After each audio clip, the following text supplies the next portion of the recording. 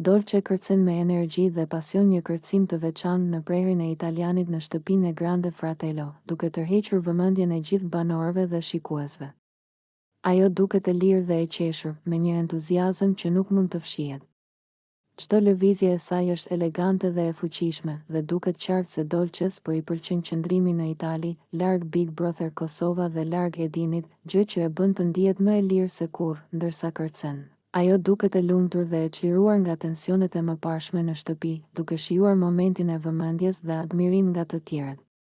Qeshja e saj është e sinqertë, dhe mënyra se si rrotullohet dhe lëviz tregon se po shijon çdo çast të përvojës së re. Dolce duket e përqendruar vetëm në kërcim dhe në energjinë pozitive që përhapet në dhomë, dhe asgjë nuk duket se mund ta shqetësojë. Ndërkohë, banorët dhe shikuesit ndjejnë emocionet e saj, sepse duket qartë se Dolces po I pëlqen të jetë në Itali. Ajo shfaqet e lumtur dhe e kënaqur, duke u zhytur plotësisht në muzikë dhe ritëm, dhe çdo lëvizje e saj shpreh një ndjenjë çlirimi dhe gëzimi. Momentet që ajo kalon këtu nuk janë thjesht kërcime, por një shfaqje e lumturisë së saj të brendshme, e cila duket se po e bën të ndihet më e fuqishme, më e sigurt dhe më e gjallë se kurrë më parë. Kërcimi I Dolces shërben edhe si një mesazh I qartë për të gjithë, ajo po shijon momentin. Është e lumtur dhe nuk ka nevojë të mendojë për asnjë pengesë ose shqetësim nga e kaluara.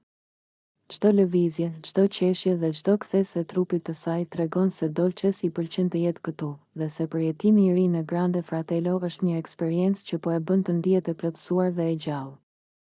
Dolce, sa po futet në Grande Fratello Italia, nis të flasë më hapur për veten dhe për situatën që ka lënë pas në Big Brother Kosovë.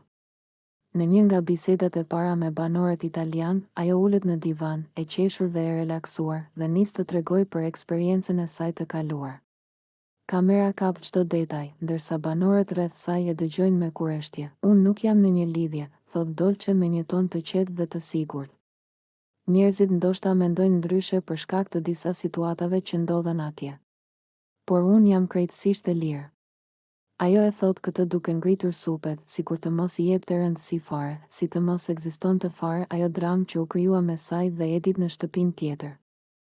Banorët italianë e pyesin më shumë, duke qenë kurioz, dhe Dolce vazhdon duke sqaruar se në BBK nuk kishte lidhje të vërtetë, se ajo dhe Edi vetëm ishin afruar, por jo në atë mënyrë që të quhej çift. Në momentin që Dolce e thot këtë, duket qartë se ajo nuk ka asnjë interes të mbajë histori të mëparshme, as të ruajë imazhin e një marrëdhënieje të supozuar. Ajo shihet krejt indiferente, sikur gjithçka që ka ndodhur me Edin ka qenë thjesht një kapitull I mbyllur që tani nuk I bën më asnjë përshtypje, nuk ka qenë gjë serioze, realisht, vazhdon ajo. Nuk dua që njerëzit të mendojnë që unë kam hyrë këtu me dikë jashtë. Jam vetë. Jam single dhe dua të jetoj eksperiencën time. Banorët tjerë e shikojnë të habitur, disa madje qeshin me sinqeritetin e saj. Ndërkohë Dolce, pa asnjë hezitim, e mohon çdo lloj lidhjeje me Edin, duke e hedhur komplet poshtë idenë që ata të dy kishin qenë bashkë në mënyrë romantike. Në shtëpinë tjetër, kjo deklaratë mund të krijojë tronditje, por Dolce nuk ndalet asnjë sekondë. Ajo duket sikur nuk e prek fare situata dhe nuk ka as pak ndërmend të rikthehet tek ajo histori. Ajo vazhdon të flasë me qetësi, sikur gjithçka është shumë e thjeshtë për të, duke e bërë të qartë se është gati të hapë një faqe krejt të re në Itali. Dolce, sa po mbërriti në shtëpinë e Grande Fratello në Itali, filloi të krijojë lidhje të reja me banorët atje. Një moment I papritur I ndodhi kur ajo u afrua me një djalë italian dhe pa hezitim e puthi atë direkt para kamerave. Si duket, kjo veprim I saj tregon të qartë se ndjenjat e saj për Edin nuk ishin më të njëjtat. Ajo thjesht po e përdorte atë për lojë dhe për të krijuar situata interesante brenda shtëpisë. Ky veprim e bëri të qartë për të gjithë se tani që ajo ishte larguar në Itali, nuk kishte më asnjë mundësi të kthehej në Big Brother Kosova. Për Edin, kjo ishte një goditje e fortë, pasi ai duket se kishte ndjenja të vërteta për Dolcen. Ndërsa ajo po e lëvizte jetën e saj në një drejtim krejt tjetër.